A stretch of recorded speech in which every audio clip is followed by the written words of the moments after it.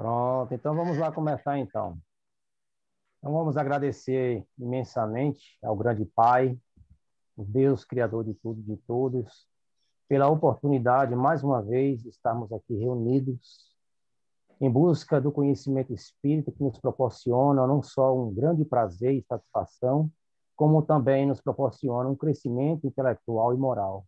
Por isso agradecemos ao bom Pai, aos nossos mentores, a todos os bons espíritos que nos auxiliam, que nos intuem, que nos orientam, e que assim possamos não só ampliar os nossos conhecimentos, mas também, assim, levar adiante esse conhecimento para que tantos outros possam, assim como nós, ter esse grande prazer. E assim, bom Pai e bons espíritos, rogamos a permissão para iniciar nosso encontro de hoje. Que assim seja.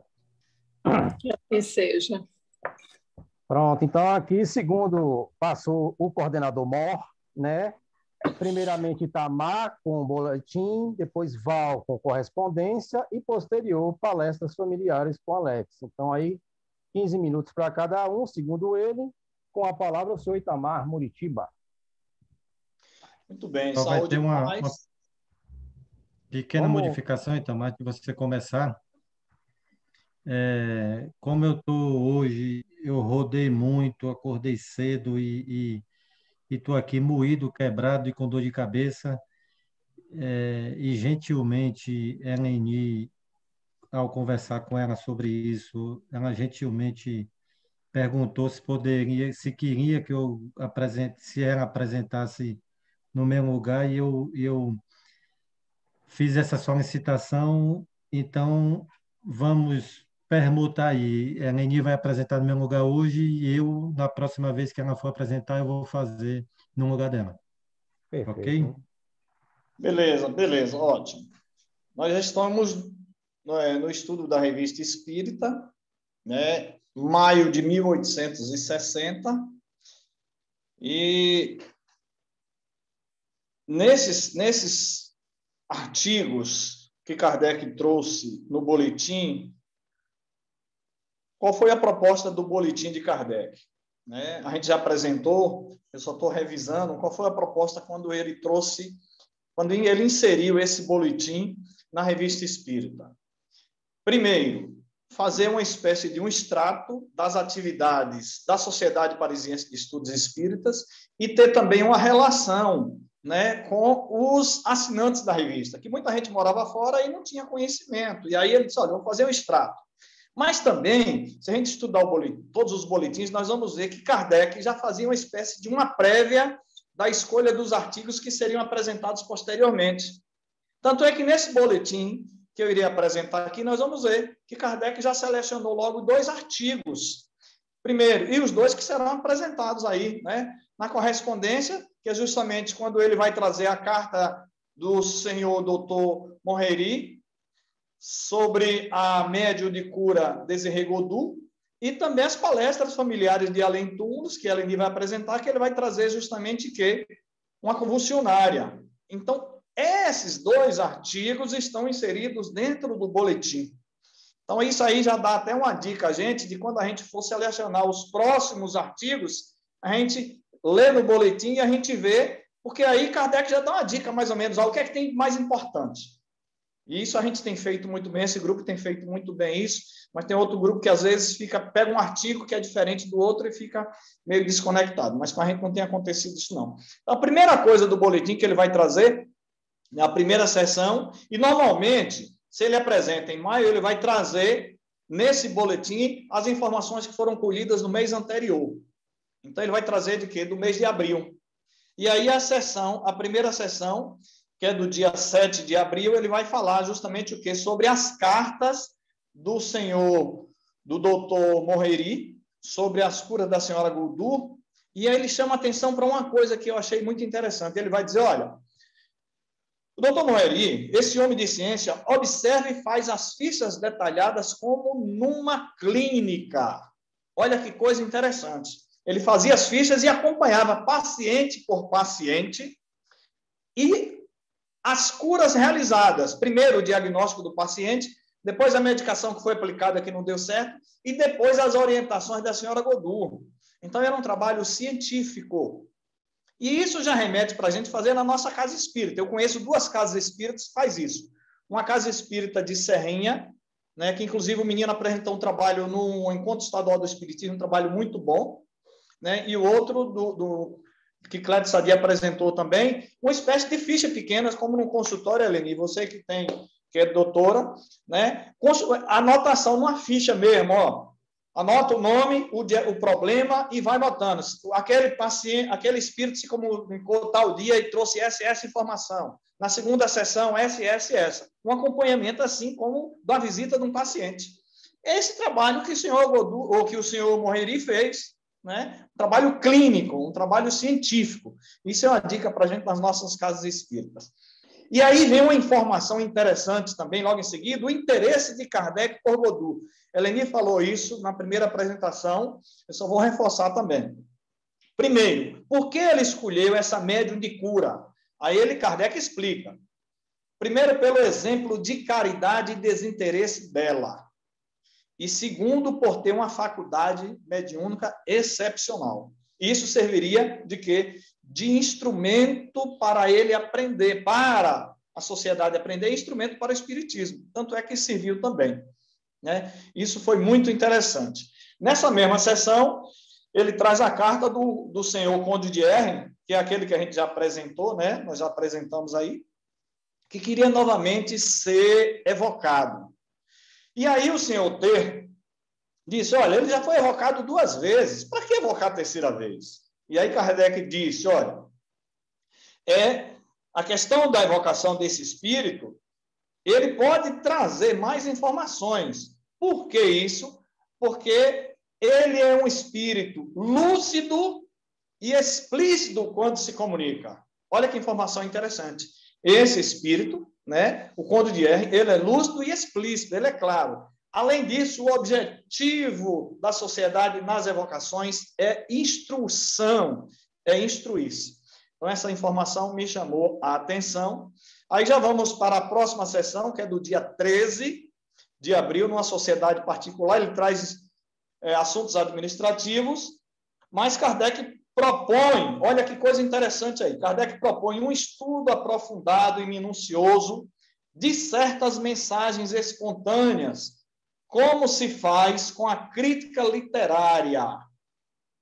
Mensagens espontâneas, as evocadas, Kardec já tinha intenção. Ao evocar, ele sabia o que ele queria. Mas e as mensagens espontâneas? As mensagens espontâneas, aí Kardec disse, olha, vamos fazer um estudo aprofundado e minucioso. Como a gente faz na crítica literária? Quais as vantagens? Aí Kardec traz 2 vantagens. Primeiro, exercita a apreciação ou o valor das mensagens. E segundo, desencoraja os espíritos enganadores. Por quê? Porque sabe que se for passar pelo crivo da razão, da análise, algumas mensagens não irão passar. Então, veja o cuidado de Kardec em relação a isso. Eu só achei interessante essas 2 observações. Clécio, faltando 5 minutos, me avise, por favor. Até a próxima sessão, que é do dia 20 de abril, né, ele traz uma informação interessante, que é um operário de Troyes, que fala sobre a influência moralizadora da doutrina, e que se convenceram pela filosofia e não pelos fenômenos. Ou seja, alguns assinantes da Revista Espírita escrevem para Kardec e dizem, olha, eu nunca assisti nenhuma sessão, eu nunca assisti, não vi nenhum fenômeno, mas a filosofia espírita é tão clara, tão lógica, que a gente se convenceu sem precisar. Aí ele já mostra justamente que o fenômeno não convence. Nós vamos ver mais na frente, quando apresentarmos um artigo do Louis Foutier, né, que foi um dos grandes críticos, quando falou do maravilhoso do sobrenatural, que ele assistiu a reuniões mediúnicas e não se convenceu. Então, muito interessante isso. Aí ele traz várias comunicações, né, as comunicações diversas, e o senhor Cole leu uma mensagem obtida particularmente de São Lucas. Percebam essa informação, que é interessante. As pessoas faziam reuniões particulares em casa. Era comum, Não era só as reuniões na Sociedade Parisiense, não. Em setembro de 1860, Kardec vai explicar isso. Quando a gente estudar, a gente vai perceber isso. E levavam essas comunicações para serem analisadas lá na sociedade. E uma dessas é essa aí, né, que o senhor Cole inicia a leitura de uma evocação de São Lucas, o evangelista, que ele fez particularmente na casa dele. Só que a sociedade tinha regras. E essa mensagem falava sobre dogmas da Igreja Católica. E aí Kardec disse logo, olha, peraí, essa mensagem não precisa você continuar lendo porque está ferindo, né, a suscetibilidade e a crença de pessoas. Kardec ainda diz aí, ó, fica subentendido que tinha pessoas de outros credos, outras religiões participantes. E o regulamento da sociedade era claro, não deve ir de encontro com os princípios de outras religiões, machucar, não é esse o propósito nosso. E aí não foi completada a leitura disso. Isso foi muito interessante. E traz uma informação nessa sessão também, né, a evocação do senhor B, que tinha desaparecido em 1848. E aparece o espírito e confirma que tinha desencarnado. Aí a gente percebe que, às vezes, tinham evocações para atender interesses particulares e não interesses do conhecimento espírita, né? Era comum eles fazerem as evocações particulares. Beleza, aí vamos para a última, né, que é a sessão de 27 de abril de 1860, de comunicações diversas. Aí é que entra justamente a carta do doutor Morreri, que ele já diz aí, ó, vai ser publicada a seguir. Isso aí, Val vai falar sobre isso.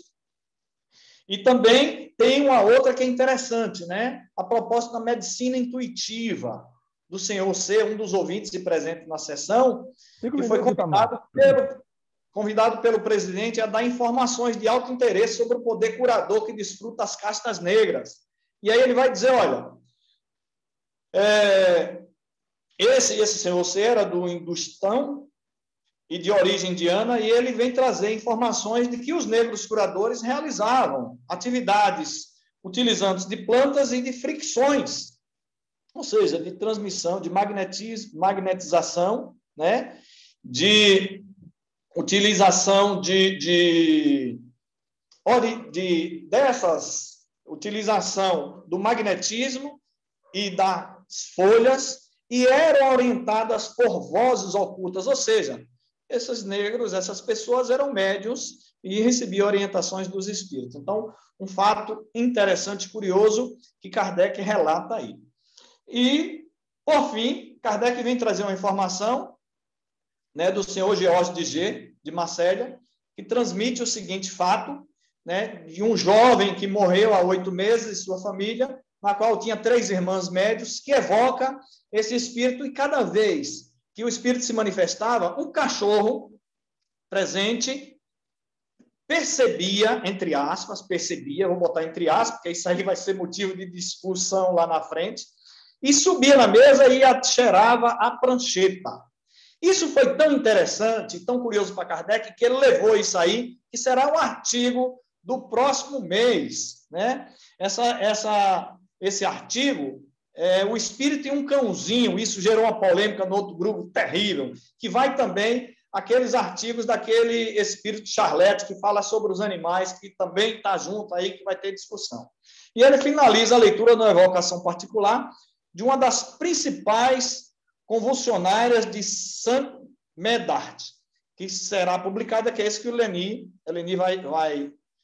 vai apresentar, né? Eu não vou explicar nada, que ele vai entrar no assunto de Eleni, mas é uma coisa muito interessante, esse artigo, que vai mostrar justamente um misto, né, do fenômeno mediúnico com a utilização da crença por parte da Igreja Católica. Então, nesses boletins, o que é que fica claro na cabeça nossa?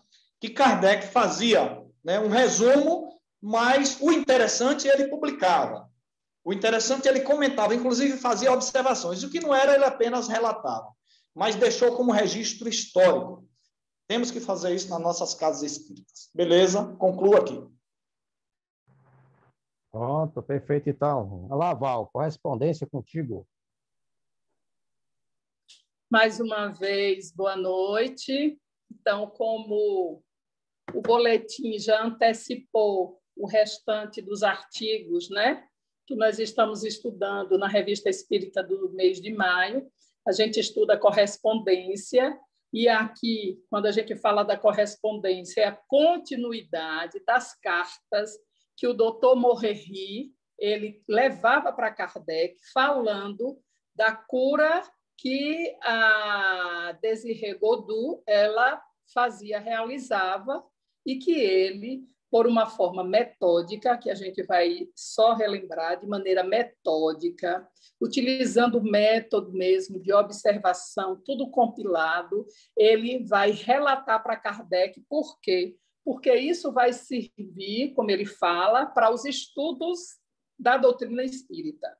Então, o doutor Morerry ele vai dizer que ele vai escrever para o Kardec e vai dizer, no início da carta da correspondência, ele vai dizer o seguinte, que ele vai voltar nessa correspondência e vai trazer outros tantos casos de cura que a senhorita Désiré Godu ela realizou. E ele vai dizer que quando ele vai relatar esses casos das curas da Désiré Godu, ele vai dizer o seguinte, que ele escolheu os casos que ele vai relatar em relação à variedade das doenças. Então, esse foi o critério da escolha dos casos. Ele vai trazer 12 casos. Então, ele vai dizer que ele escolheu em relação à variedade das doenças.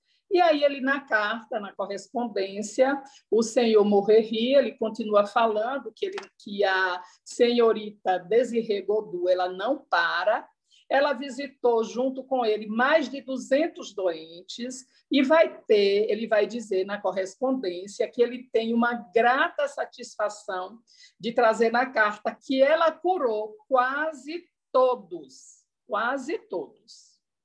Então, o doutor Morerry, para essa pesquisa, ele vai escolher as doenças que para ele são consideradas incuráveis, por isso que ele pegou aquelas doenças para catalogar nessa pesquisa dele. E ele vai agradecer também o tanto que ele estava aprendendo com a Désiré Godu, tanto no tratamento das doenças, porque ele, como médico, e ela não era médica, ela não tinha nenhum estudo de medicina, aí ele diz, né, que ele estava aprendendo muito com ela, tanto no tratamento quanto no diagnóstico de algumas doenças. E aí ele vai enumerar a primeira doença que ele vai trazer foi datada de 26 de fevereiro de 1860, de François Langley, que era um trabalhador, um jardineiro, e ele vai dizer que esse senhor ele tinha uma febre terçã. A febre terçã era um tipo de malária, que era conhecida, a malária antigamente era conhecida como febre terçã, e aí alguns vão dizer ou febre quartã. Por quê? Porque ela dependia do tipo do parasita que estava ali. A febre terçã era uma febre que acontecia a cada 48 horas. De 48 horas em 48 horas vinha aquela febre intensa. E aí o doutor Morerry vai dizer que esse senhor foi curado em 5 dias de tratamento, só com a simples infusão das plantas diversas que ela colocava. E ele vai dizer também que o doente está bem melhor como ele nunca esteve. E ele também vai falar uma coisa interessante. Ele pega um caso daquele, mas ele, atrelado àquele caso, como ele diz, bem, esse caso do François Langley tem outros tantos 10 iguais. Não era só um, outros tantos. Aí ele vai citar um como aquele que ele pegou para especificar o tipo de doença. O segundo caso, ele vai trazer que é uma inflamação nas amigdalas, né? Amigdalite. E aí as pessoas têm forte dor de cabeça, ele está falando. Amígdalas. Falta amígdalas, Amígdalas, Benita. Mas é amigdalas. Não, inflamação, isso não é... O G é mudo, amígdalas. É mesmo, amígdalas, N. É isso mesmo, é isso mesmo, é isso mesmo. E aí ele diz, quem é esse? É o senhor R. de Loudeck, 32 anos, ele tem forte dor de cabeça, tararã. E aí ele diz que o mal começou com arrepio, com surdez, e isso já durava anos. E ele disse, o doutor Morreri, que esse rapaz tinha graves, essa doença dele era grave e de difícil cura. E o tratamento que ela fez, aplicando essas infusões de folhas, ele está totalmente curado. O outro caso é de Pierre Galbichais, que tinha 23 anos, e aí é uma hérnia epigástrica, que é uma inflamação silenciosa, aqui ele chama como inflamação subaponevrótica, no dorso e na palma da mão. Aí eu fui ler, é uma inflamação silenciosa, é uma hérnia epigástrica. E vai dizer que em 15 dias ele estava curado.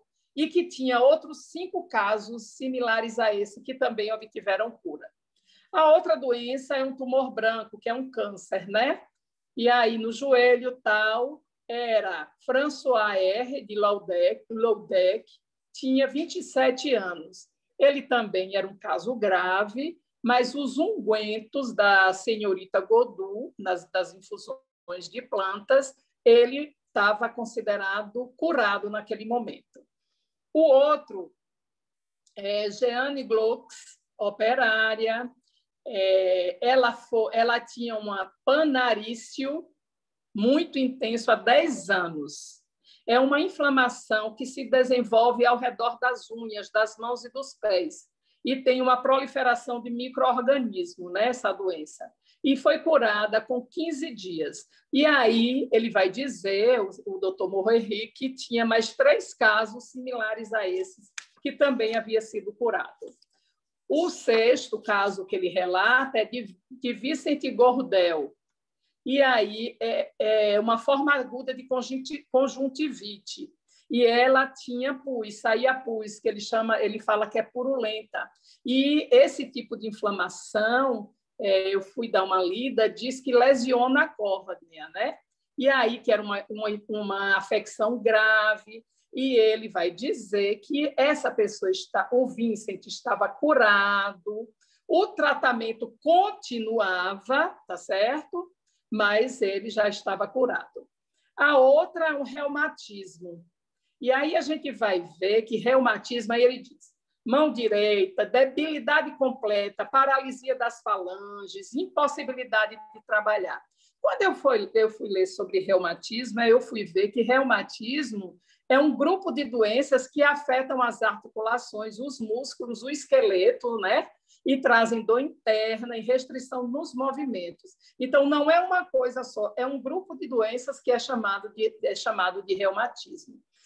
E ele vai dizer, o doutor Morreri, que foi curado em 20 dias de tratamento. O outro é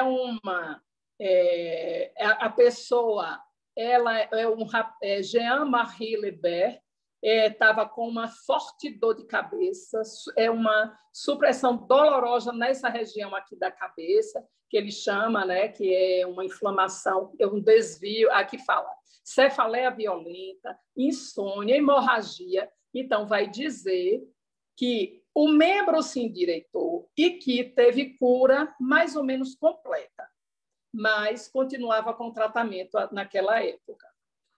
O outro é Marie Nogret, que era uma inflamação da pleura. Quando a gente vai estudar, eu fui ler aqui sobre essa questão da inflamação da pleura, é uma inflamação do tecido que revestia os pulmões, que causava dor intensa quando a pessoa respira. Imagine aí, se a gente respira o tempo todo, imagine as dores que essa criatura não sentia, a Marie. Aí, o que foi depois do tratamento, infusão de plantas diversas, essa Marie Nogret, ela melhorou desde o outro dia e teve uma cura radical em 8 dias. As outras Pierre Lebudu, que é surdez desde os 18 anos, e ele hoje ele já ouvia o movimento do relógio, o barulho que estava já incomodando e o atordoando, porque o ouvido começou a ficar sensível. É desde o nascimento, e ele já estava recuperando a audição. O outro era Marie Lemoux, 10 anos, ela tinha um reumatismo com rigidez na articulação e teve uma cura em menos de 20 dias, né? E, por último, Hélène Lucas, 9 anos. 9 anos. O que é que ela tinha? A língua dela saía, né? Ficava fora da boca, 5 a 6 centímetros. E os lábios ainda estrangulavam, então era uma língua rugosa, dentes inferiores que eram corroídos pela língua. Imagine aí uma criança com isso, minha gente. Eu fiquei imaginando o suplício dessa criança. E para ela poder comer, ela afastava a língua com um lado com a mão para poder introduzir a comida na boca. Hoje a língua já estava, hoje naquela época, né, já estava retraída, quase que completamente curada. Então o doutor Morreri, ele termina com esses 12 casos e ele vai dizer uma coisa interessante. Ele vai dizer o seguinte, que naquele momento que ele começou a ficar junto com a senhorita Godot, ele colocou o orgulho dele de lado, que ele vai chamar de amor próprio, coloca de lado e diz que todos esses registros foram oriundos de um profissional que reconhecia que aquela moça, sem estudos, utilizando-se apenas dos recursos da natureza, é assim que ele encerra, utilizando-se apenas dos recursos da natureza, curava. E mais do que isso, aquela moça, a Godot, ela ensinou a ele mais do que os anos que ele passou nos bancos escolares o haviam ensinado. Olha que coisa massa, né? E ele era médico, ela não. Ela era tida como alguns chamam de feiticeira, né? Raizeira e assim sucessivamente. E aí, no final do artigo, Kardec vai falar exatamente do que Itamar falou aí, da questão desse homem esclarecido do Hindustão, lá na Índia, né, do indiano, que ele vai trazer ensinamentos sobre as práticas da medicina intuitiva pelos nativos. Quando a gente vai fazer uma pesquisa sobre a prática da medicina intuitiva, a gente vai chegar ao tratamento homeopático. A gente vai ter várias questões falando sobre isso, vários textos que falam sobre esses tratamentos que a gente pode realizar. Eu ainda tenho tempo, ou acabou esses 10, ou esses 15? Me diz aí. 1 minuto e meio. Pronto. Quando a gente vai para outros livros, a gente vai ver que Kardec vai trazer na Gênese, lá na questão, no capítulo 14, falando sobre os fluidos, e ele vai trazer a explicação falando sobre essas curas, né? Como é que se dá a cura. E ele vai falar do fluido universal. E isso a gente já trouxe aqui como esse elemento primitivo, que faz parte do nosso corpo carnal também, do perispírito. Ele vai dizer que o fluido ele está presente em tudo. E ele vai dizer o seguinte, que a cura vai se operar mediante a substituição de uma molécula malsã por uma molécula sã. E que o poder curativo vai estar na razão direta da pureza da substância inoculada, mas também vai depender da energia e da vontade. Olha que massa. Então, quando a senhorita Godot praticava, né, a cura, é porque ali tinha todo o fluido cósmico que ela estava, todo o fluido que estava ali sendo emanado, colocado ali junto com aqueles ungüentos, tá certo? Para poder substituir essas moléculas malsãs por uma molécula sã, mas tinha também a pureza, né, da substância e dependia da energia e da vontade dela, porque ela era um espírito maravilhoso, né? Como vem trazer, ó, que Kardec já trouxe falando dela, da pureza dos sentimentos, do amor, da devoção. Vai falar, por exemplo, que quando quando ela recebe a educação e concorda em ser médio-curadora, ela vai estudar no mundo espiritual. Kardec vai falar sobre isso. Terminou, não foi? Isso. Pronto. Depois eu falo. Tem muita coisa para falar. Pronto, então, Eleni aí, representando o seu Alex. Eu sou Alexia hoje. Alexia, pronto. Alexia. Dona Alexia, com palestras Gostaram, familiares. Alexia? Vamos lá. Deixa eu pegar aqui o texto. Tem que ser com um negócio aqui, gente. Boa noite, eu já tinha dado a vocês, né? Então, aqui ele vai falar das convulsionárias e de Jardin. Ele começa falando desse Jardin, era um trabalhador que ao desencarnara aos 62 anos, é sexagenário, né? E que desencarnara saindo do pátio da estação, colhido pelos varais de um tilbury. Aí eu fui lá, vocês olharam isso aí, vocês pesquisaram, é uma carruagenzinha, né? Que você tem a pessoa que está adestrando o animal lá em cima e tem 2 lugares na frente com 2 rodas. E aí os varais desse tilbury bateram no peito dele, ele desmaiou e foi levado para casa. E aí a gente tem toda a história depois, mas vamos lá. Fala que a morte desse senhor Jardin foi uma história extraordinária no sentido de algo diferente. Ainda mais, eu acho que mais do que a morte, o que está envolvido com a história dele. Eu queria muito que fosse Alex, que eu queria ver como ele ia apresentar isso com o humor dele, com aquele traço irônico, porque eu não vou saber fazer isso, mas tudo bem, gente, porque é meio estranha essa história, né? Mas, assim, bem encantadora, realmente, bem autêntica, digamos assim, bem original.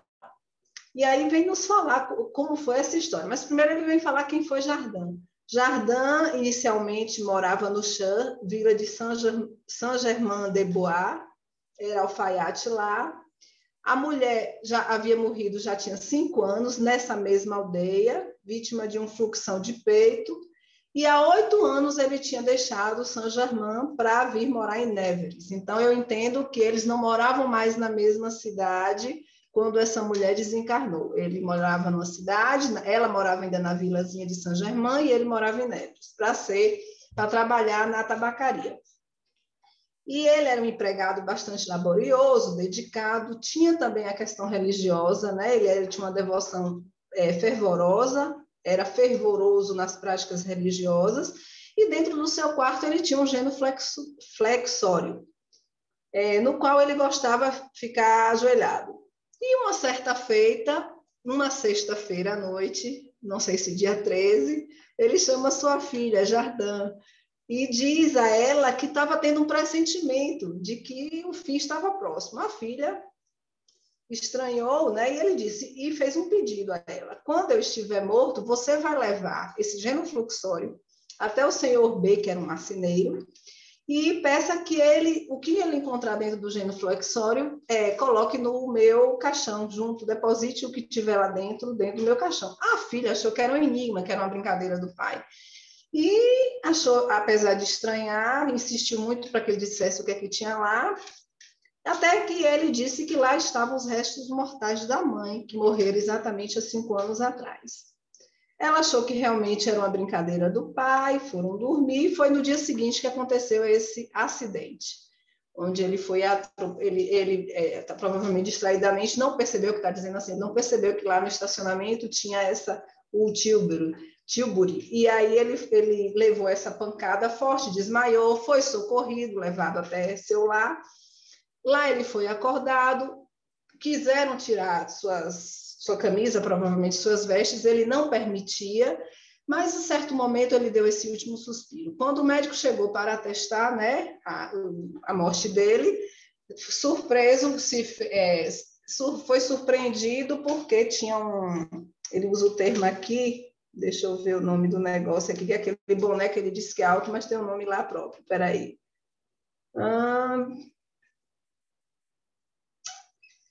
Cadê, gente? Aqui, eu não sei como é que fala isso aqui não, viu? Está escrito Chaco, não sei. Esse negócio aqui, que era da Guarda Nacional, que era um boné militar de copa alta e redonda. E dentro desse boné tinha uma mão já bastante ressecada, ressequida pelo tempo, né, de um cadáver.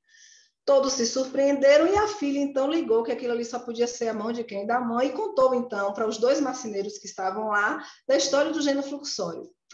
Quando eles abriram, lá estavam os restos mortais da mãe. Ele havia contado, na noite que estava com a filha, que no dia do enterro, ele já se sentindo muito sozinho, antes de voltar para a sua cidade, onde ele já estava morando, ele resolveu ir até o cemitério e lá havia desenterrado os ossos da mulher para poder sentir a presença da esposa, pela falta, pela solidão, levava os restos mortais com ele. E aí foi isso que foi realmente comprovado, que ali estavam, ainda tinha um crânio com restos de cabelo, e aí se viu que realmente era a esposa dele. E ele foi, então, evocado, né, para que, já que era uma história tão surpreendente, tão fascinante, queria-se saber melhor sobre isso. Deixa eu ver. Então, durante 8 anos, ele diz que a mão sentiu o bater do coração. Não sei se é romântico ou meio estranha essa história aí. E aí lá vai ele sendo evocado. É porque eu não sei se isso é romântico, não, viu? Clécio gostou. Aí na evocação ele diz: aqui estou eu. Aí ele disse: quem que te avisou que você seria, né? Gente, eu vou abreviar esse negócio aqui, que são 2, né? Eu não sou de ler de uma por uma, não. Vamos lá. Ele disse que foi a própria esposa, né, que o recebeu, e que se ele achava que era o fato de guardar os restos mortais que atraía a esposa para estar sempre ao lado dele. Ele disse: não, tu bem sabes que é o pensamento. Mas para ele, naquele momento, ele foi instruído de que era o pensamento, ele entendeu isso. E fala se ele já tinha consciência do desencarne, que ele tinha consciência de outras vidas. Ele disse que ainda não, mas que ele não foi complicado esse momento de perturbação. Ele não usa a palavra perturbação, mas a gente já pressupõe, porque ele já tinha um entendimento, ele tinha a sua fé era uma fé lúcida, ele tinha entendimento de que havia algo depois dessa vida material, e isso não foi tão complicado para ele. Perguntou se ele era um homem feliz, ele disse sim. A coisa que mais me chamou a atenção nesse texto é isso. Por que você é feliz? Primeiro, porque eu amo a Deus, eu amava a Deus já, né? Então ele diz, por ele ter essa fé fervorosa e ser um homem muito dedicado, bondoso, então ele diz, eu amava a Deus. Depois eu tinha o amor de um ente querido, que é a esposa. E tem outra coisa que ele fala, são 3 itens. Vamos lá achar isso aqui. Aqui. Encontrei o que me faltava, né? Era honesto, isso mesmo aqui. Eu sou feliz porque eu amava a Deus e sentia também o espírito querido. Então, isso são os elementos de um espírito. O que é que o espírito quer? Consciência tranquila, o entendimento de Deus, a fé em Deus e ser recebido por entes queridos, estar no meio de pessoas queridas. E ele fala, e sua esposa fica o tempo todo aí com você? Ela está, como se fosse assim, a seu dispor? Ele fala, não. Ela tem afetos prévios, obviamente, mas como aqui o deslocamento é extremamente rápido e esse movimento e é tudo pelo pensamento, ela pode estar comigo e estar também realizando outras tarefas e estar com outras pessoas. E aí a gente entende por que lá se reúnem tantos que já se amaram, né? Não é complicado isso, é complicado para a gente que é possessivo, que é dono do outro e que é tão limitado nos afetos. Mas lá isso é extremamente prático e de uma forma muito organizada e salutar que isso ocorre. Aí pergunta quais são as ocupações dele como espírito, e ele diz que já tem alguém que ele ama por perto, então ele já está assessorando, ele também já está ajudando, está sendo ajudado e já consegue colaborar também com outros que também necessitam. Anteriormente, quando fala como é que... Foi aqui essa parte que se tivesse imediatamente a consciência de vós mesmo, que ele disse, eu tinha uma fé muito intuitiva já da imortalidade. Então, o entendimento de que somos seres imortais, independente da religião, nos facilita, nos faculta muito essa percepção de que estamos desencarnados. E ele está ali junto dessa mulher devotada, querida, deixa eu ver mais, que tinha sido ela que tinha alertado, o pressentimento foi ela que orientou sobre o seu desencarne. Basicamente isso, nessa parte do depoimento dele. Agora, deixe-me ver.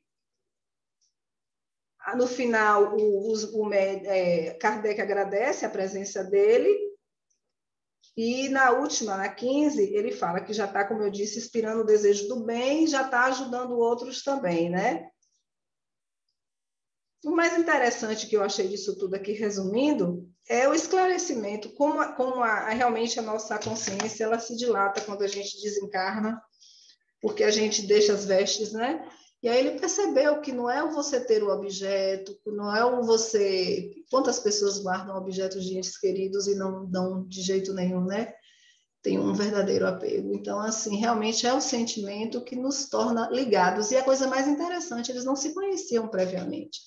Foi o encontro daquela reencarnação e um amor tão verdadeiro, que a gente fica achando que tem que reencontrar. Eu mesma que estou confessando para vocês, eu fico achando que eu tenho um grande amor no mundo espiritual de vidas passadas, e às vezes eu sinto muita saudade desse amor. Mas eu não sei se isso é criação ou realmente minha intuição. Então, vamos lá, eu estou confessando para vocês uma coisa muito particular, viu, gente? Eu sinto, às vezes, saudade de alguém que está lá. Sobre a convulsionária, a filha queria muito ter notícias de sua mãe. Então, isso ocorreu, né, nessa reunião. A gente já viu e a gente pode ir para novembro de 1859. Tem depoimentos. Eu não sei se foi alguma que eu perdi, se vocês leram, não me lembro, mas assim, eu fui reler esse texto na íntegra, esse artigo. E assim, o que mais me chamou a atenção antes de falar dele é, mais uma vez, a análise crítica que temos que ter em relação aos depoimentos e às narrativas. Porque aqui, essa mulher, essa convulsionária, ela se sente assim, ela tem uma verdadeira ojeriza em relação ao bispo, porque ela acha que foi enganada, que foi um engodo, que ele sabia que aquilo não estava ocorrendo, e a gente vai poder falar um pouquinho sobre isso. Mas no anterior, quando o próprio bispo fala, ele dizia que ele não tinha ação sobre aquilo. Então, assim, um se coloca de vítima, o outro se coloca também de inocente. E aí depois, posteriormente, a gente também tem outros artigos, a gente vai poder ver que, na realidade, a gente tem que realmente analisar e não tomar como verdade absoluta o que o Espírito diz, porque nenhum desses Espíritos é superior, nenhum deles deixa de passar realmente o que acredita ser a sua própria verdade. Foi uma coisa que me chamou bem a atenção quando eu fui ler os dois artigos.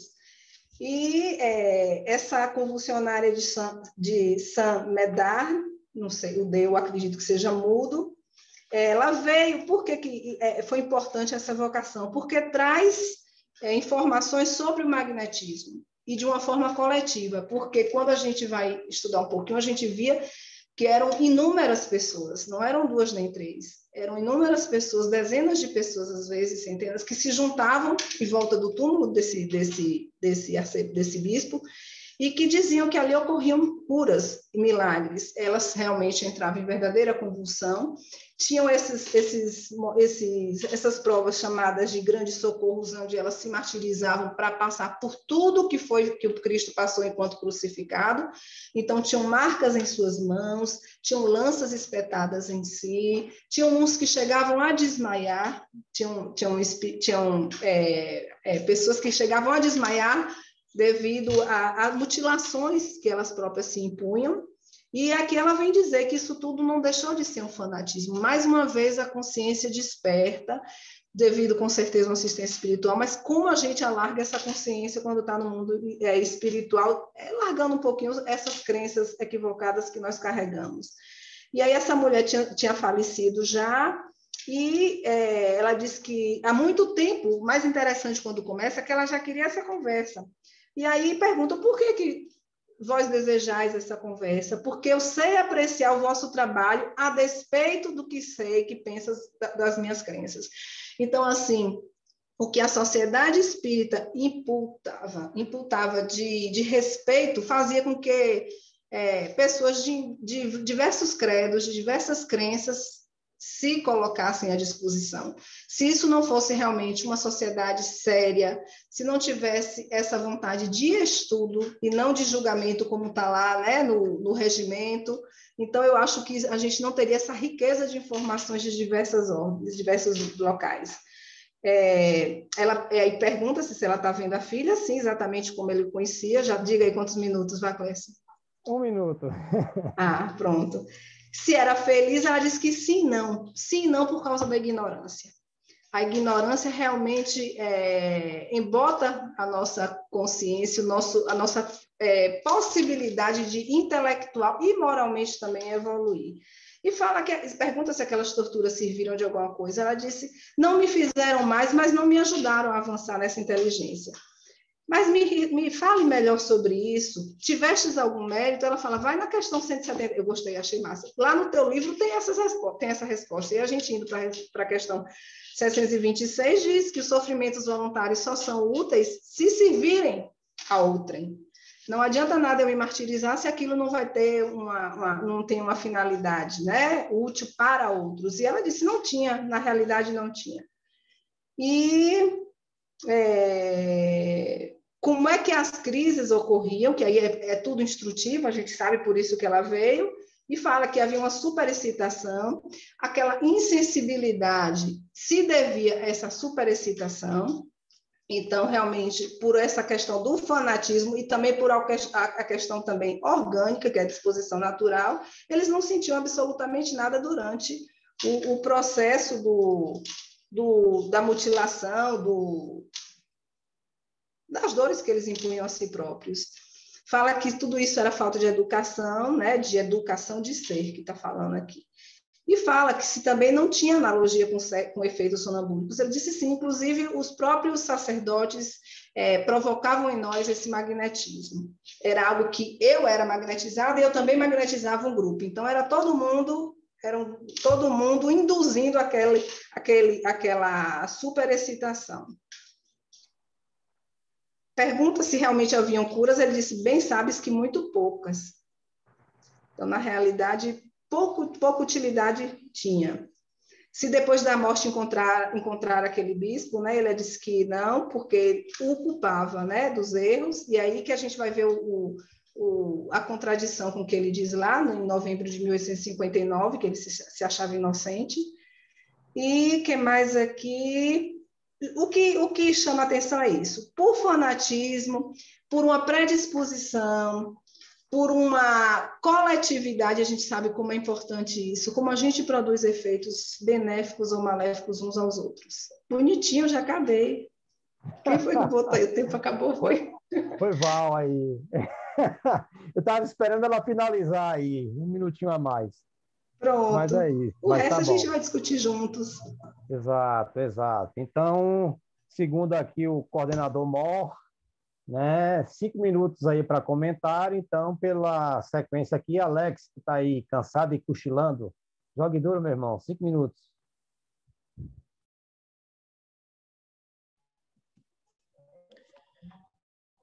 Cansado, cochilando e com a mente aqui que não está raciocinando nada. Mas agradecer a Neni pela apresentação, substituindo, que de fato hoje ficaria impossibilitado. Além disso, a internet daqui eu percebo que não é boa. Da outra vez que eu fiquei aqui também, foi no período de apresentação, não da Revista Espírita, mas do Livro dos Espíritos, e de fato ficou bem ruim. Mas é isso. Falando do boletim, a gente observa justamente isso, Kardec fazendo uma compilação, um apanhado dos assuntos que ele vai, mesma edição, como já dando a dica de assuntos para as próximas, né? Então, Kardec ele tinha essa organização, e não é à toa que foi o convidado ou direcionado para estar fazendo a compilação, a codificação da doutrina espírita, que além do bom senso, ele era muito sistemático, organizado, então ele tinha essa preocupação e ocupando todos esses espaços aí para estar dando a orientação e organizando a doutrina espírita como ela de fato foi. O artigo mais um artigo da Desirê Godu, Kardec, acredito eu, que nessa revista espírita ele pegou diversas edições e colocou a Desirê Godu por conta, justamente, como ele disse, da faculdade especial que ela tinha, né? Da médium especial que ela era, por todas as características. E ele ficou batendo nessa tecla justamente para pegar depoimentos de pessoas idôneas, de cientistas, de médicos, de gente da sociedade, falando sobre a Desirê Godu, justamente para mostrar que o fato existia, estava ali, para quem quisesse ver, pesquisar, aprofundar, que não era nenhuma invenção, nenhuma charlatanice da doutrina de espíritos nesse sentido. E Val deu uma aula médica, eu acho que eu já vou pegar o diploma de medicina na semana que vem, depois dessa aula aí, falando sobre tantas doenças e atacando as pessoas que foram curadas pela Desirê Godu em diversos órgãos e diversas doenças, né? E o artigo que a Nini trouxe é justamente falando em conversas familiares, o primeiro, um Romeu e Julieta às avessas, né? A esposa tinha morrido e ele, com saudades, pelo amor que sentia, acabou trazendo os restos mortais e a mão já ressequida, deixando junto ao seu peito para que a mão sentisse o coração. Ou seja, uma demonstração de amor. Até que ponto isso vamos dizer assim, normal, racional, aí são outros 500, né? Mas não cabe a gente estar julgando o mérito dessa questão. Mas o fato é que ele fez isso lá, escondidas, e pressentiu a morte justamente porque a esposa ficou sempre ao lado dele, né? E acredito que tanta demonstração de amor acabou atraindo também ela para próximo, como já era um espírito consciente, que tanto é que o recebeu, o ajudou e tudo mais, então ficou do lado dele, é, ajudando enquanto estava encarnado. E, e o caso da convulsionária, a gente observa, eu vou puxar o assunto para um outro lado aqui, além do que foi apresentado pelo artigo, né, e por Eleni. Mas viu, meu amigo? Aí o você que o conclua, por gentileza. fanatismo... Pronto. Beleza, é a excitação justamente que o fanatismo provoca a ponto das pessoas perderem a razão e só recobrar depois que para mesmo para raciocinar em cima do ocorrido. No caso dela, já desencarnada, que ela foi perceber os erros. Só que a consciência, lembra lá que a lei de Deus está gravada na nossa consciência, ela sabia que o que estava fazendo não era, como ela mesmo diz, de todo correto, e nem falou com os filhos sobre o assunto, porque não queria que os filhos seguissem aqueles passos que ela seguiu. Então, não estava fazendo uma coisa que de consciência tranquila e limpa. É isso aí. Pronto. Ivone, minha amiga, 5 minutos. Vamos lá. Boa noite a todos. Como a gente já sentiu, né, desde quando começou, desde muito, é que Kardec, a didática dele é fabulosa, né? Além da didática, como ele se coloca em determinados momentos, né? Sempre com respeito ao outro, mesmo trazendo algumas coisas distorcidas, mas sempre com respeito. E aqui, nessas cartas, tem uma carta que me chamou a atenção quando, com relação à questão da fé, né? Porque ele fala aqui da importância filosófica da ciência, que não foi os fenômenos que convenceu esse senhor, de uma das cartas do senhor Hélio, que não foi os fenômenos mais, né, a importância desse estudo da filosofia da ciência. E ele coloca aqui que, para eles, a parte filosófica é a principal, porque ela explica o que nenhuma outra filosofia resolveu, o fato das manifestações e acessórios. Com relação às comunicações, que ele vai colocando de forma didática, né? Me chamou a atenção quando foi trazido os dogmas, né, de outras religiões aí. E como Kardec foi, naquele momento, cuidadoso para não deixar que o grupo adentrasse coisas que não têm importância para a doutrina, que era de outras religiões. Eu acho que isso é uma advertência, um exemplo para nós espíritas, para não trazer para casas espíritas, principalmente nas reuniões doutrinárias, né, que é aberto ao público, coisas que não têm nenhum sentido para a doutrina, que não é da nossa doutrina. Por que expor, né, nas reuniões com o nosso público que está ali? Ali é o local para falar de doutrina espírita, de estudar a doutrina espírita. Então, isso eu sempre me coloquei e achei essa parte de Kardec que a gente não pode perder de vista nunca, essa postura dele. E aqui, com relação aos animais, né?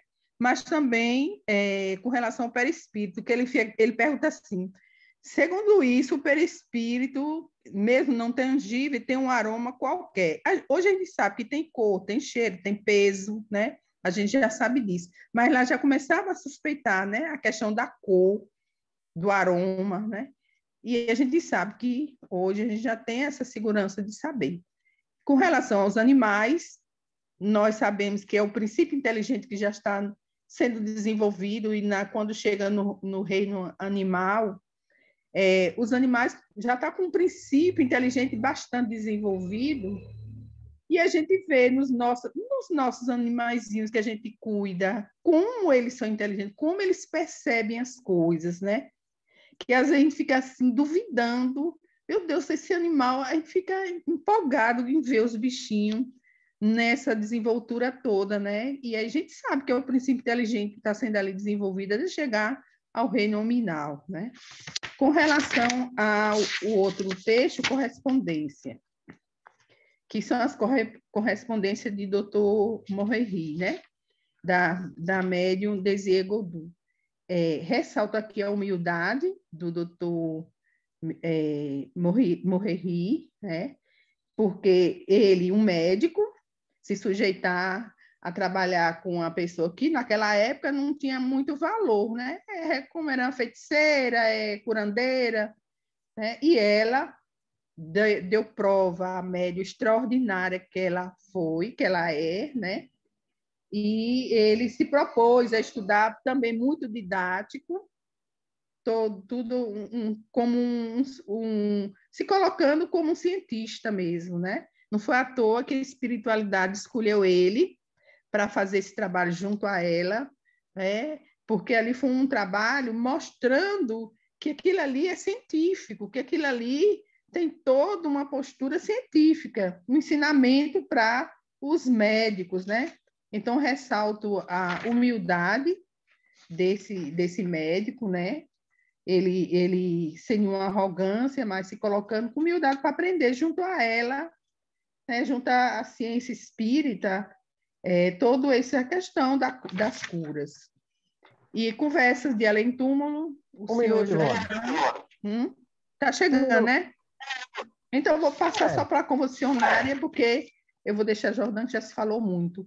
É interessante a ignorância, né? Como a ignorância leva o fanatismo na área religiosa. E ela prova muito essa ignorância. Quando ele pergunta aqui, se pudesse vos ver, sobre qual forma sereis vista? Aí ela diz, para a filha dela, a mãe, né?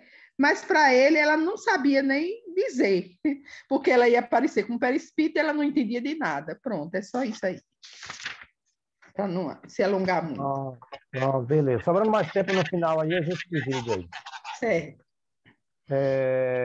Agora sou eu. Seu áudio está aberto, hein, Divone? Deixa eu fechar. Valeu. Obrigadão.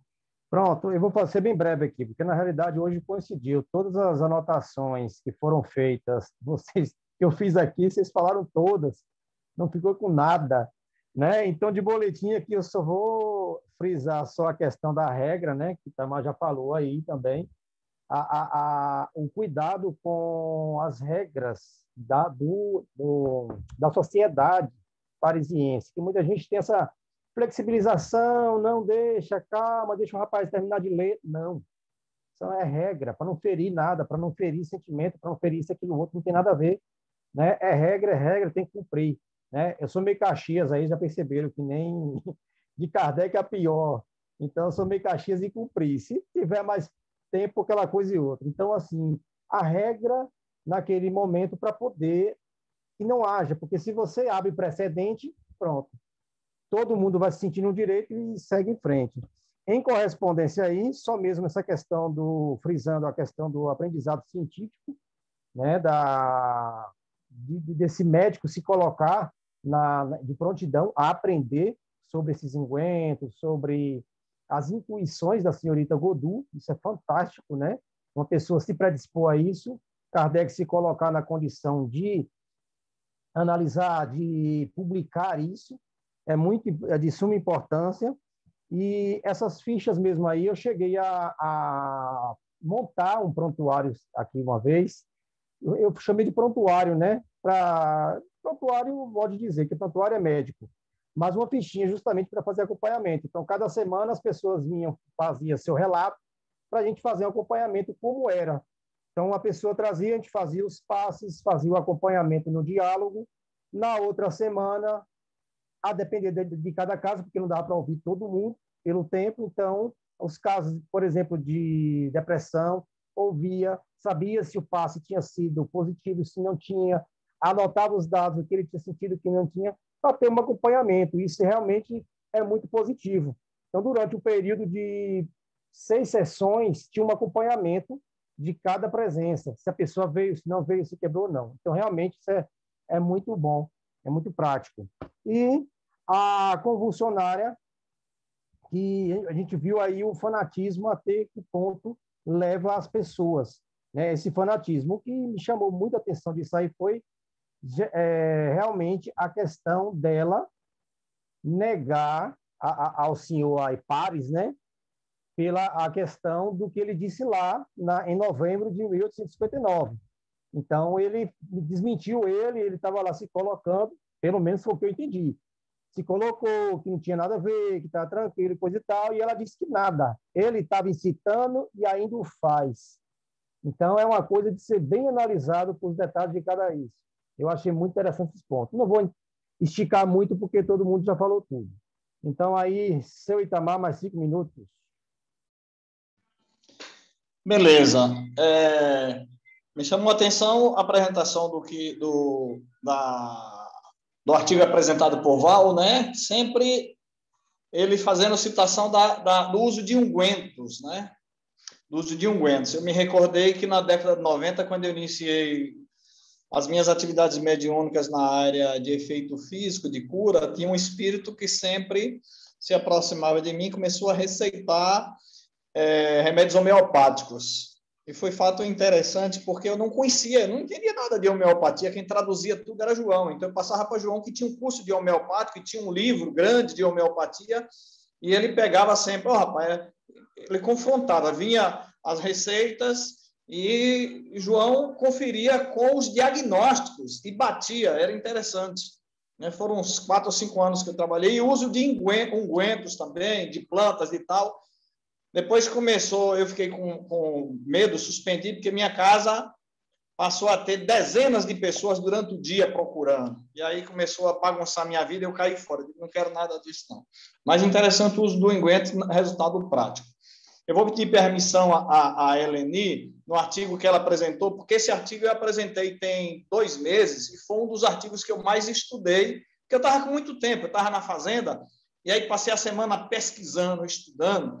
E veja bem, no século XVIII, 1720, né, tinha um padre, um pároco, François Parres, que desencarnou, e a Igreja Católica aproveitou o cemitério onde ele foi internado para divulgar que ali estava sendo realizado curas. E começou o povo ir. E, gente, começou a acontecer fatos e fenômenos que Kardec cita na Revista Espírita de novembro de 1859.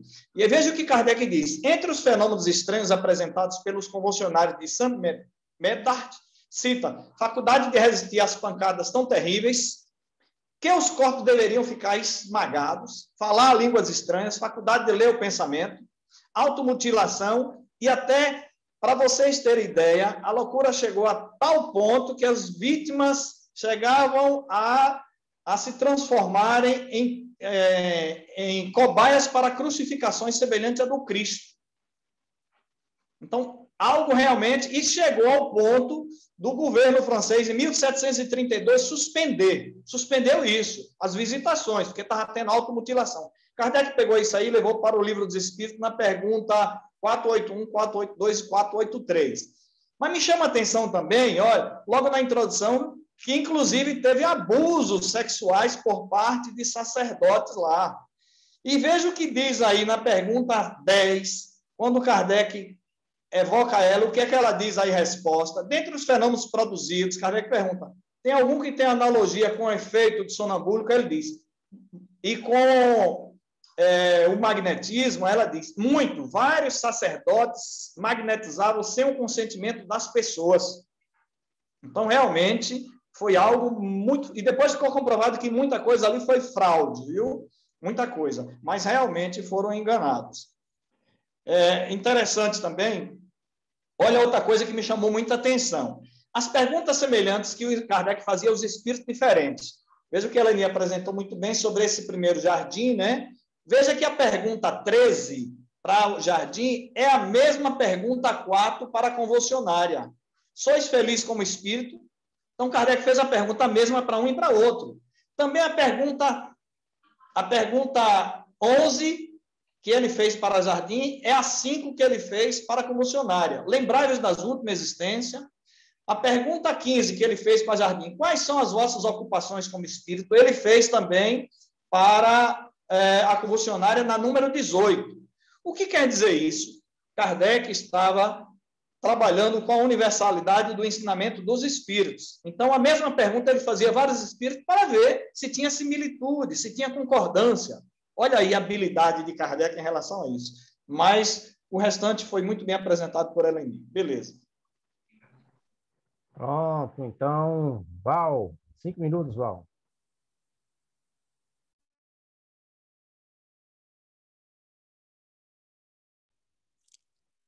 Comece a contar de agora, viu? Quando eu abrir o microfone.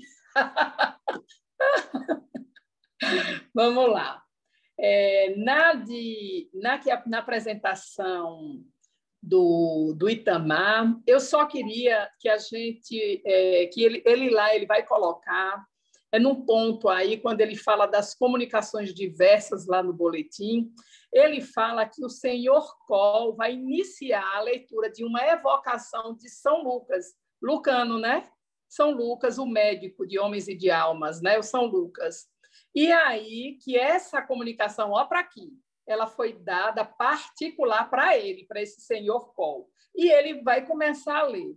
Bem, quando ele começa a ler, percebe que nessa evocação, na leitura que ele vai fazendo, vai ser abordada diversas questões dogmáticas, religiosas, e aí o presidente da reunião interrompe a leitura, tá certo? Por quê? Por conta do regulamento da sociedade espírita. É a mesma coisa que oh, meu Deus, Alex o quê?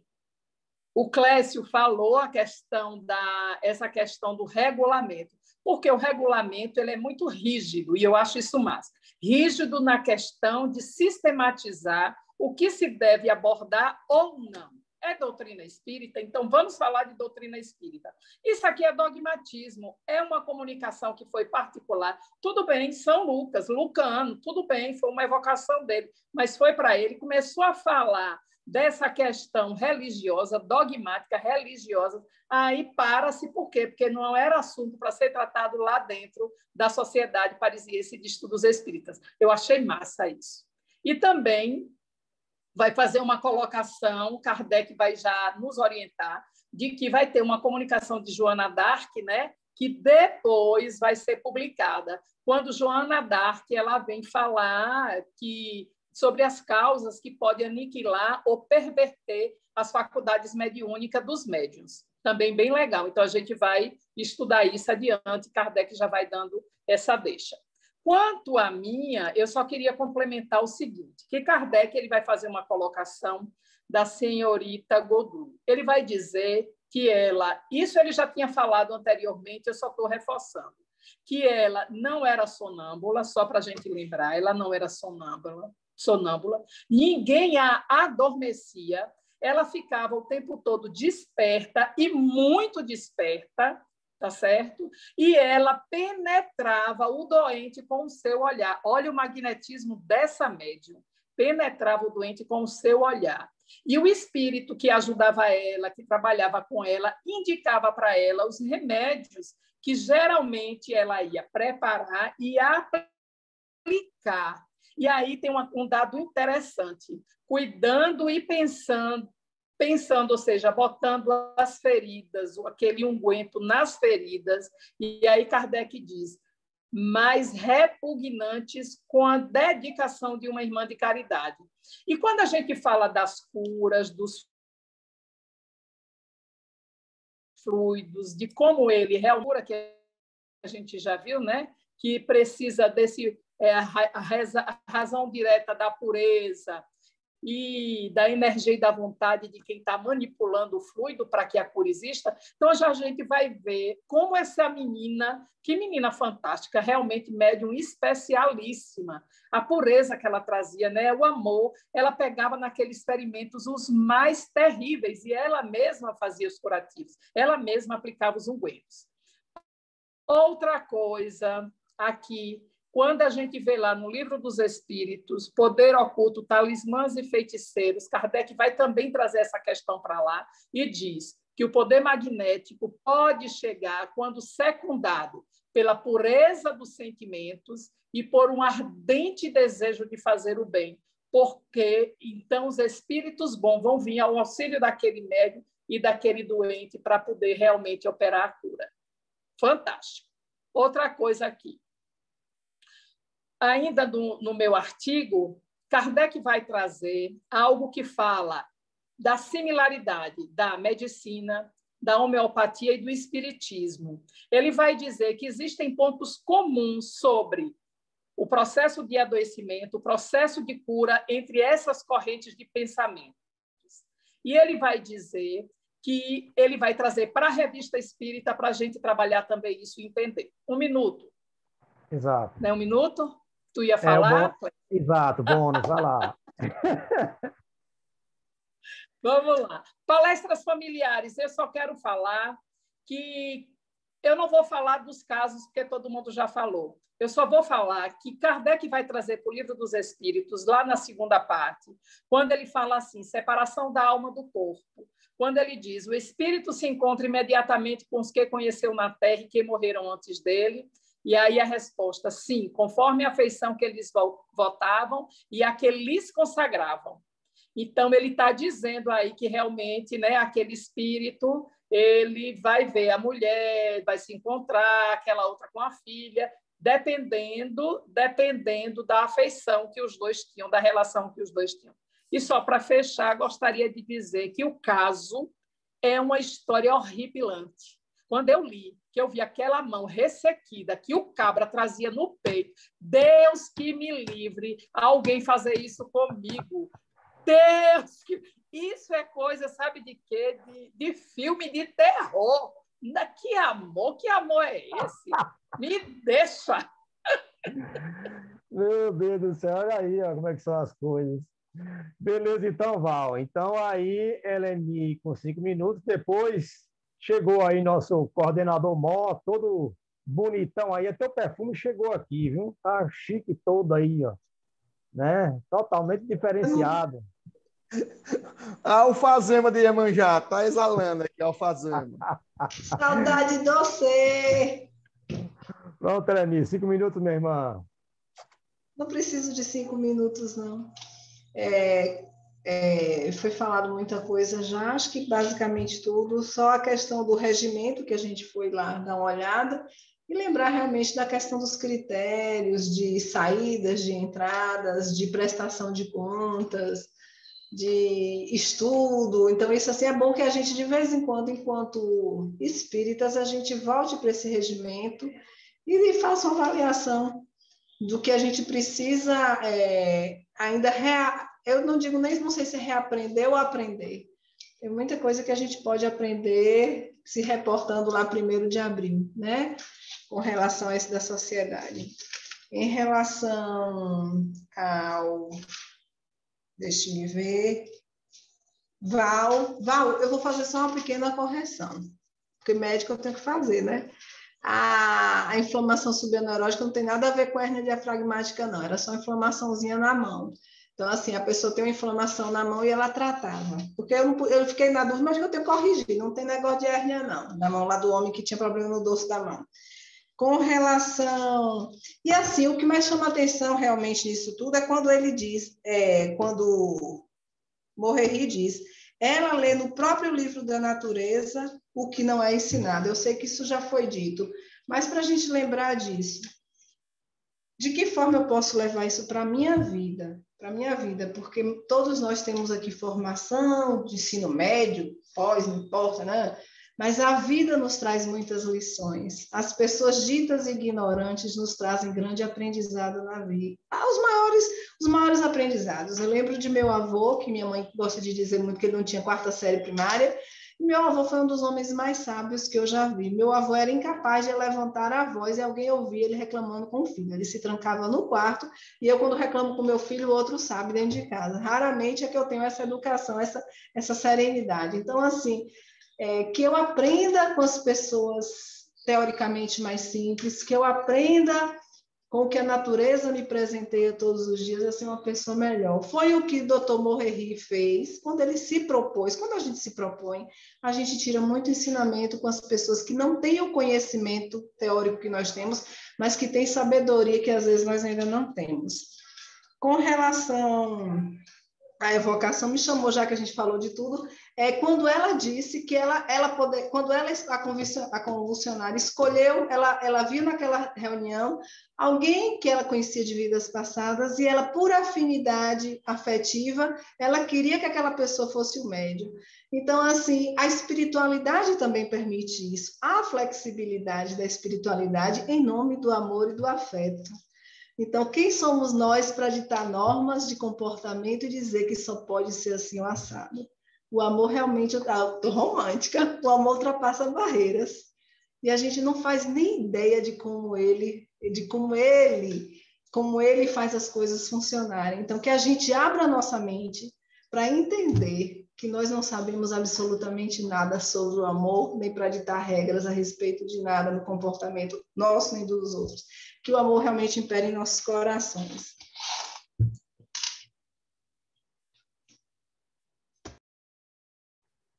Perfeito. Aqui é quase me comovi aqui agora, viu? Jogou duro aí. Altamente romântico. Não vou nem pedir para fazer poema aqui, que a gente vai chorar. Então, aí o nosso coordenador aí, bonitão aí, jogue duro. 5 minutos aí, ó. O bonitão foi uma das piores falácias que eu já escutei dos últimos tempos. Mas tudo bem. Não, gente, eu não quero falar nada, não. Mas tu tá lindo mesmo. Tomado até banho para nós. Oh, coisa linda. Não vou falar nada, não, gente. Eu estou sossegado aqui, só para escutar vocês mesmo. Boa noite a todos. Boa noite, gente. Boa noite. Alguém tem mais alguma coisa para falar? Só lembrando aqui que Eleni tocou num ponto aí que a mim me fez lembrar. Eu estou lendo agora as meditações de Marco Aurélio né? E me fez lembrar justamente o primeiro capítulo, né? Que ele faz um agradecimento a cada professor da vida dele. Logo de início, ele agradece a avô, a pai, a tio, irmão, com cada peculiaridade que ele aprende com cada um desses que ele levou para a vida, né? Meditações para mim mesmo, ou pensamentos para mim mesmo, reflexões para mim mesmo, na realidade o título, né? Uma coisa assim. E depois foi publicado como Meditações de Marco Aurélio. Fantástico o livro, e esse primeiro capítulo ele faz essa pontuação, o que ela aprendeu com cada pessoa, uma serenidade com um, pensamento com o outro, ser ativo com o outro, então, bastante fantástico, achei legal isso aí, Helena. Quem tiver que falar mais alguma coisa, temos aí 7 minutos ainda. Clécio, eu tenho um assunto, já que o debate foi muito bom, foi bem esclarecedor, ficaram um pouco os pontos, aproveitando a presença do internacional Rian, e hoje ele foi internacional, né? Eu queria conversar com vocês rapidamente, eu até conversei com alguns componentes da coordenação sobre o problema que nós tivemos semana passada aqui, né, com a publicação de uma matéria de Robson, e que sobre a questão de ordem política e até de ordem aquela matéria sobre Divaldo também. E aí eu coloquei logo em seguida para todos os grupos, justamente relembrando aquelas regras. Eu sei que às vezes, né, eu posso até ser duro, mas aí a gente viu nos artigos hoje, Kardec era criterioso e o regulamento era firme. Por quê? Porque senão a gente simplesmente vai abrir o espaço. Quando a gente pensa que não, a gente vai estar saindo do objeto e entra num terreno extremamente perigoso, que é esse terreno que eu estou vendo atualmente o movimento espírita entrar, da dissensão política, de política direita, de espírita à direita, espírita à esquerda, espírita disso, daquilo, que está gerando um problema seríssimo. Inclusive, eu digo para vocês, por que é que Robson está fazendo parte do grupo do estudo dos espíritos e da gente? E aí, ele está com um problema particular, mas também reclamou, inclusive conversou comigo no particular e com outras pessoas, que nosso grupo era muito cheio de regras e que não abria espaço para discussão. Ele está no outro grupo, lá com o pessoal de Jacobina, que abre esse espaço, tudo bem.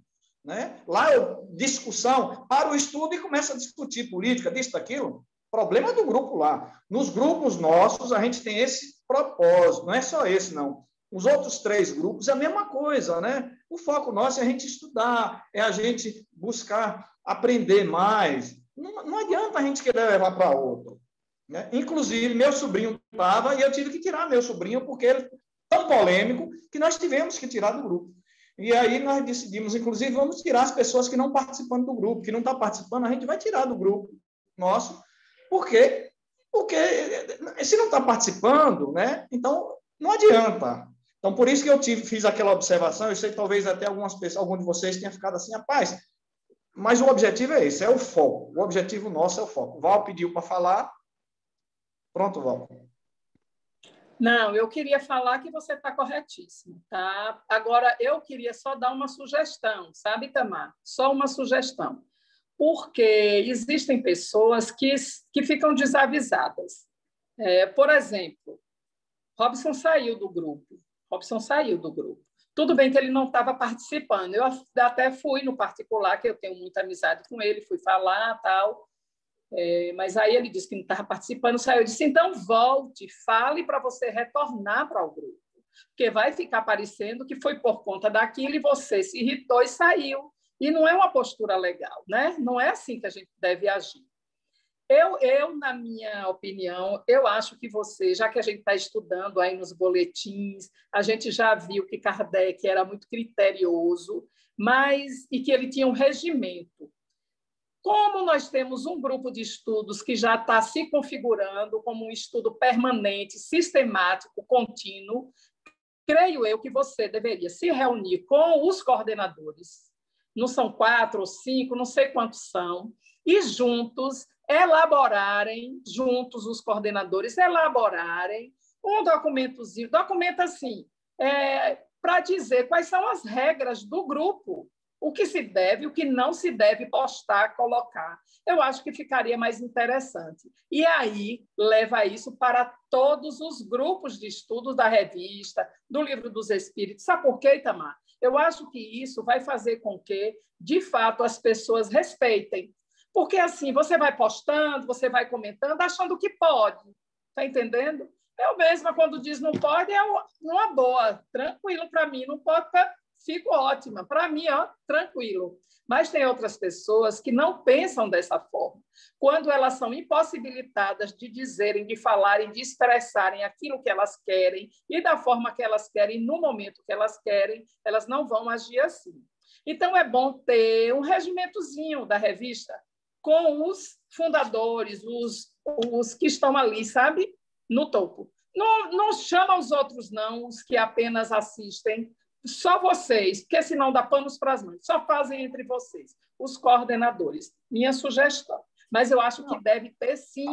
Deve ter sim. Sugestão é ótima, Val. Quando nós Pode. iniciamos, todos os grupos, quando nós iniciamos, nós colocamos logo no início as regras. Mas nós temos 6 coordenadores do coisa. Mas agora vamos estabelecer o regimento mesmo. A ideia sua é ótima. Vamos estabelecer o regimento e divulgar. Para vocês terem ideia, no primeiro grupo nós tivemos problema seríssimo no início da pandemia com aquelas mensagens de cloroquina, não sei o que. Menino, foi uma parafernália. E aí eu tive que ser duro, porque começou a briga política do pessoal do PT com o pessoal de Bolsonaro. E olha quem?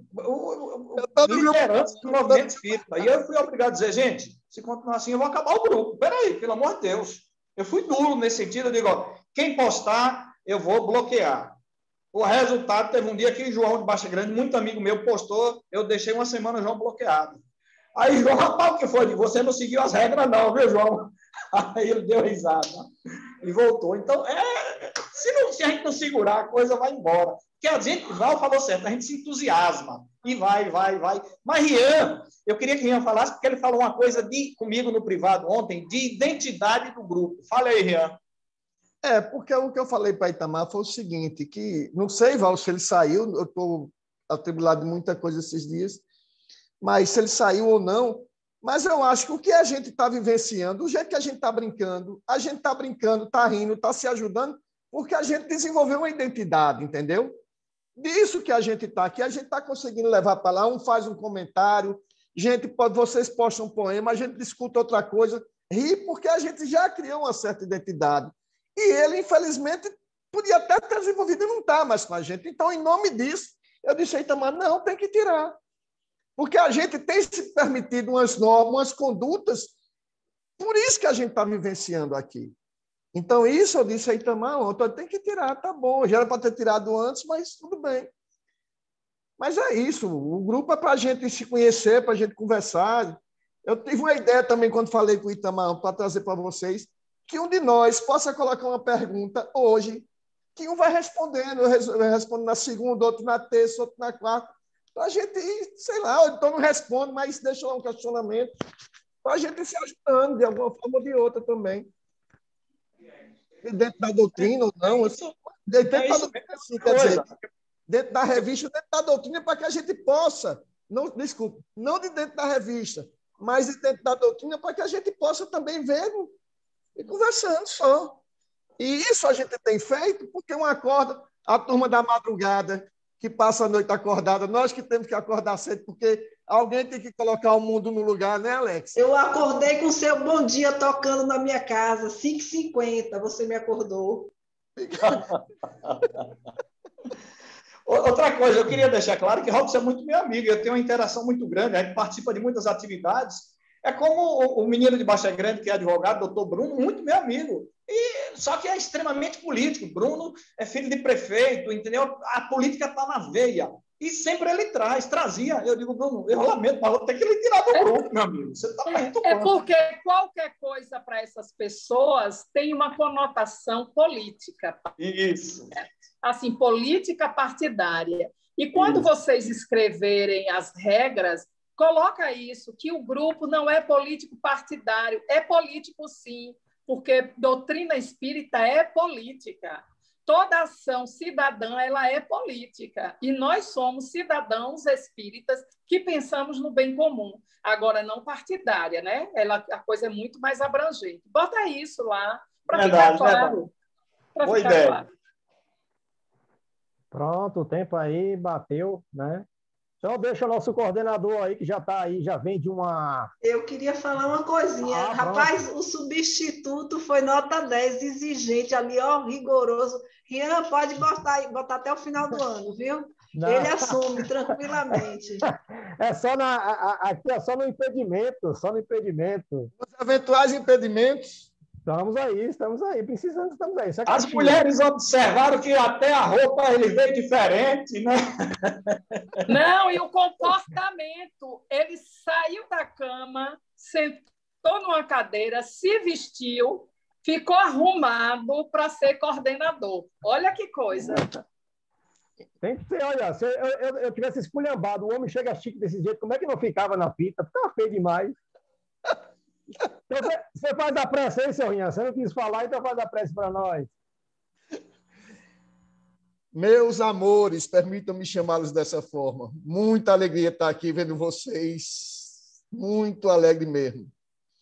Que Jesus e os nossos mentores, amigos, companheiros de todas as horas, possam nos envolver nesse momento, trazendo a cada um de nós a tranquilidade, a paz e a harmonia de que nós somos necessitados.